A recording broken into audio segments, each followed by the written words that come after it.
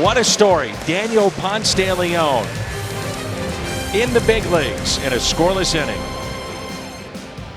It was a weird story. I was in the dugout during the game, like seventh inning comes around and Roscoe tells me to go in and check the cameras. Never done that before, and I didn't even know what I'm checking for, so I walked in like I'm supposed to check the cameras, and then he's like showed me. I'm like, all right, they look all right. I walked back and I was like, they're fine. He goes, okay. Then they call me in the office after the game, and then once again they sit me down like, hey, did you check the cameras? And I was like, yes. Why are you guys asking me this? And they're like, all right, we're gonna go look over some film and work on your mechanics or something. And I'm in my head, I'm sitting there thinking like, the game I just threw before was 9 innings, shutout game. Why are we doing this? You know, I feel like I'm all right. And then all of a sudden they're like, who's with you right now? I was like, oh, my wife and kid. And they're like, would they like to see you go pitch in St. Louis? I was like, yeah, duh. And he's like, all right, well, you're going. And then I got up and picked up Stubby and swirled him around. No hits allowed. Walked 3, struck out 3, 116 pitches. Good for Daniel Ponce de Leon. What a story. Playing with Memphis at the time, we were playing in Reno, and I showed up to the field, I think the first game of the series, and our manager, Ben Johnson, called me into his office and said, hey, Tommy, how are you feeling today? You feeling good? I was like, yeah, I feel great. Why, what's up? And he's like, well, I'm giving you the day off today. It's like, well, I just told you I feel good, so what's the reason? He's like, well, the reason why is because you're going up to the big leagues tomorrow. You're going to Chicago. You're flying out of Chicago tomorrow morning. So his heart must be racing as he gets a chance here at Wrigley.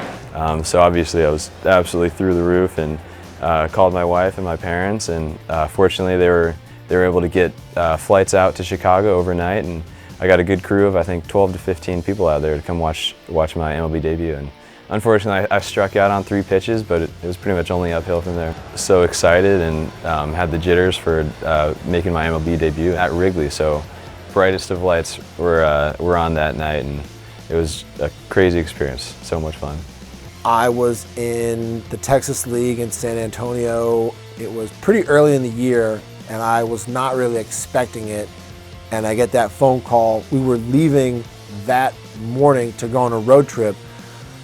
So like you leave your stuff at the field and they put on the bus. So I had to go to like the stadium and get my stuff off the bus, and then get like back to my house and pack my stuff, and then try to get to the airport.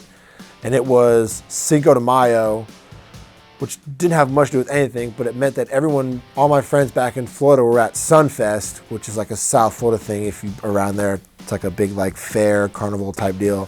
So everyone's at Sunfest, and I get my call up, and they all like end up like leaving that and like scrambling to get to a bar to watch the game, because we were playing the Marlins in San Diego, which was nice. So everyone in Florida like could still watch the game and watch me play. And I gave up a home run to like the first guy I faced.